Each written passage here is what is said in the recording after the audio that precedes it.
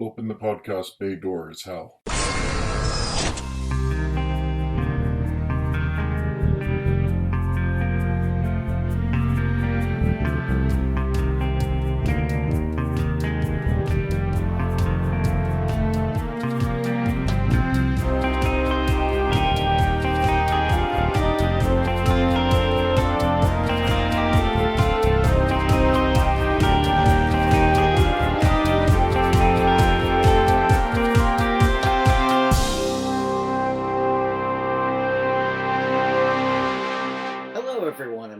Episode 3 of Welcome to Geektown. I'm your host, Kurt Onstead, and I've been a proud geek all my life, being into role-playing games, board games, sci-fi, fantasy, and especially superheroes and comics. And I want to help others join me in those pursuits. But I found that sometimes people can get overwhelmed or feel left out because they don't already have what some consider to be the requisite knowledge to be considered a fan. And that's where Welcome to Geektown comes in. Here you can ask your questions in a safe space, where no one will mock you for not being an expert.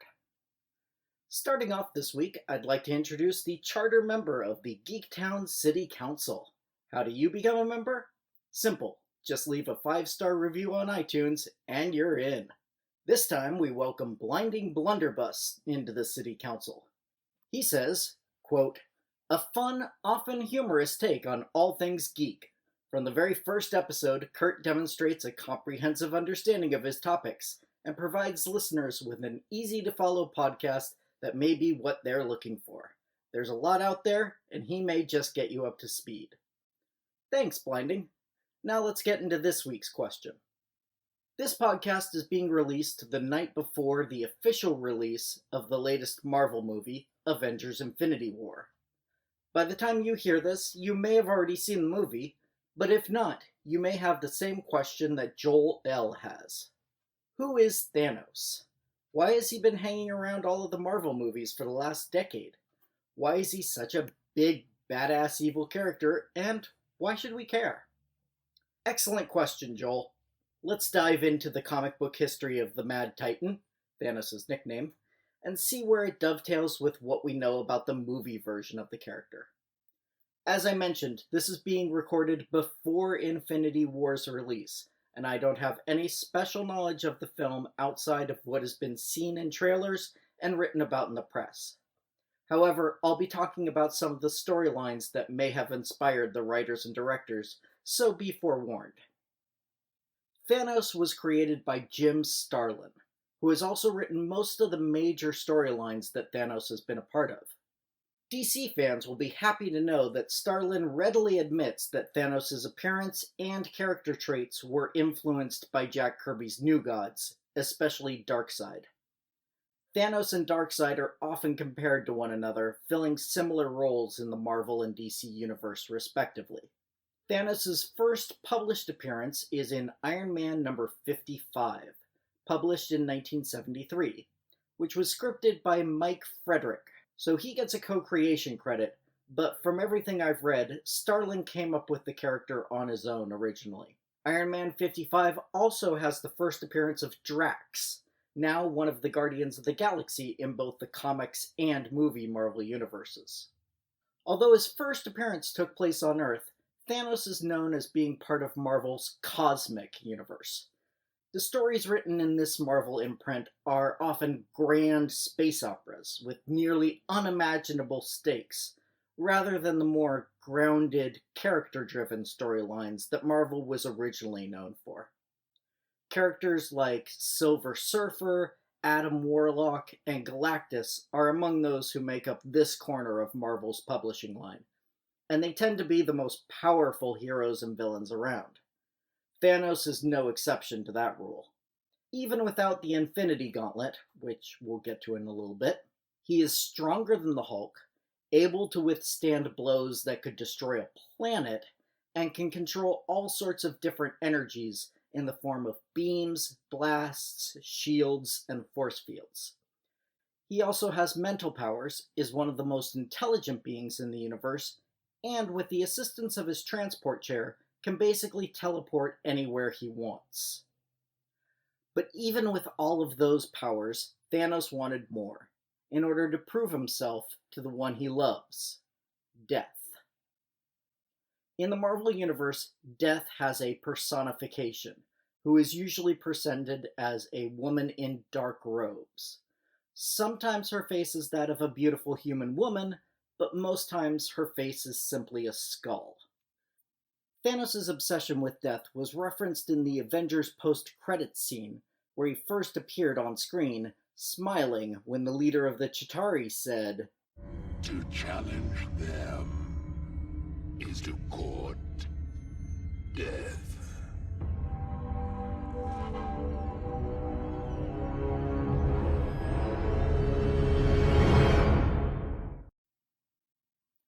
Proving himself to be a worthy suitor of death has been Thanos' prime motivation for most of his appearances, especially early on. And so, in order to amass enough power to achieve that goal, he sought the Infinity Gems. If you're only familiar with the Marvel Cinematic Universe, which I'll refer to as the MCU from now on, you probably know them better as the Infinity Stones, which is actually how they're referred to now in the comics. Originally, however, they were actually referred to as Soul Gems, albeit for only the one storyline. Thanos sought to combine them into one large gem and use their power to extinguish the stars one by one. He was defeated before that could happen, and was cursed to a sort of living death, trapped in stone, but conscious enough to not completely die. Thanos was soon resurrected by Death herself, who has alternatively encouraged his obsession with her and spurned him, and so his quest began anew. This is when he learned the true nature of the Infinity Gems, and that each one had power over one aspect of the universe: soul, mind, reality, time, space, and power. The story that Thanos is best known for still to this day is Infinity Gauntlet, released in 1991, in which, after fighting and conniving his way to retrieve all 6 gems, he attached them to his glove, giving him basically omnipotence. As a brief aside, I have to say that's one of the things I find funny about this. In the MCU, the Infinity Gauntlet is a special item in and of itself, even without the stones. We know this because the gauntlet, or a facsimile thereof, is in the Asgardian treasure room / armory in the Thor movies. Whereas, in the comics, it's just the glove Thanos happened to be wearing, and he decided to put these gems on it. But I digress. One of his first acts Thanos performed after assembling the gems was to kill half the sentient population of the universe with the snap of his fingers. The second trailer for Infinity War alludes to this act with Gamora's line, "The entire time I knew him, he only ever had one goal. To wipe out half the universe. If he gets all the Infinity Stones, he can do it with the snap of his fingers." Although we'll see if that moment actually gets to play out. This miniseries seems to be the largest inspiration for the upcoming movie, despite the movie sharing the title of a different series. Leading Earth's greatest heroes, and one villain, Doctor Doom, Adam Warlock is eventually able to take control of the Infinity Gauntlet, defeat the Mad Titan, and things, of course, return to normal, including the half of the universe that had been wiped out, returning to life as they had been. It turns out that Thanos' greatest weakness was, well, Thanos himself. Subconsciously, Thanos did not believe himself worthy of the power he so desperately craved, and so even with omnipotence, he made mistakes that led to his undoing. He has since overcome that weakness, so if he's ever able to get the Infinity Gems / stones again in the comics, it may well spell the end. Thanos has been a large part of other stories, including direct sequels to Infinity Gauntlet, Infinity War, where Marvel actually took the name for the upcoming movie, but apparently little else, and Infinity Crusade. And non-Infinity related crossovers as well, like Annihilation and the Thanos Imperative. But the next story that seems to have been a major source for the upcoming film was simply titled Infinity. Unlike the two sequels to Infinity Gauntlet mentioned earlier, this storyline was not helmed by Thanos creator Jim Starlin. The main issues of Infinity were written by Jonathan Hickman, who had been building up to this story throughout his runs on Fantastic Four and the Avengers titles. This is a hard book to sum up, as it involves many interweaving plots and characters, but basically, while the Avengers are also dealing with incursions from alternate universes crashing together with the mainstream Marvel Earth, trying to guarantee that theirs is the one that survives, Thanos takes this opportunity to send his minions, known collectively as the Black Order, and search out for his long-lost Inhuman son, although he hides what his quarry is for as long as he can. Thanos is able to succeed at taking over the planet for a while, but is eventually defeated by his son Thane, whose powers were activated by the Terrigen bomb unleashed by Black Bolt, King of the Inhumans.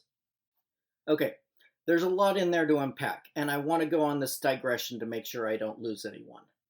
If you're not a regular Marvel reader, but you've watched Agents of S.H.I.E.L.D., you may already be somewhat familiar with Terrigenesis and the Inhumans. You could also have learned about it from the Inhumans TV show, but judging from the ratings on that, you probably didn't. Basically, Inhumans are a somewhat separate race that have mostly hid themselves away, but occasionally interacted with humans over the years. They get their varying powers from Terrigen, a gas that they expose themselves to as a rite of passage they call Terrigenesis. The Terrigen bomb released the gas into the atmosphere of Earth, causing humans who were unaware that they had an inhuman ancestor somewhere in their past to unleash their own latent powers.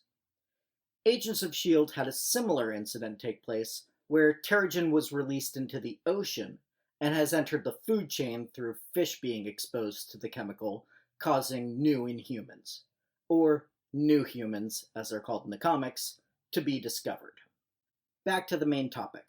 As I mentioned, Avengers Infinity War has taken some of the characters and moments from the Infinity miniseries and seems to have grafted them onto the plot of the movie, including some members of the Black Order, as well as the invasion of Wakanda.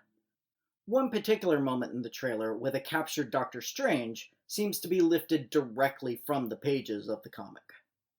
In the movies, we have seen Thanos indirectly seeking out the Infinity Stones through intermediaries like Ronan, Gamora, Nebula, and Loki. However, from the end credit scene in Avengers Age of Ultron, and of course the trailers for Infinity War, it appears that Thanos is going to get more directly involved this time. I hope this look at the character has shown you exactly how much of a big badass evil character he is, Joel, and why you should care. Rumors are that not all of the heroes will come out of the next movie alive, and Thanos is definitely capable of killing any of the Avengers. But we'll see what happens tomorrow. Or whenever you get out to see Infinity War. Now, while I always recommend going to your friendly local comic book store, if you can't find one close enough to you, you can pick up some of the books I've mentioned on Amazon. In the show notes at www.welcome2, remember that's the number 2, geektown.com, I'll have links to a few of the stories I've mentioned. And if you purchase them through that link, you won't be charged any extra, but I'll get a small cut to help cover the costs of creating and distributing the podcast. Do you have other characters you'd like to learn more about, or more general questions about Marvel, DC, the comics industry in general, or other geeky topics like board games, role-playing, sci-fi, fantasy, and so on? Or would you like to, well, actually, me about anything I've said so far? If so, please send me an email at welcometogeektown, all spelled out, at gmail.com. You can also check us out on facebook.com/welcometogeektown or Twitter at Geektown Podcast. In the meantime, please subscribe and give me a review, preferably 5 stars, over on iTunes to help other people find the show so we can all tell them, welcome to Geektown. Welcome to Geektown is written, narrated, edited, and produced by me, Kurt Onstead. Theme music by Aaron Levitz, logo art by Archie Santana.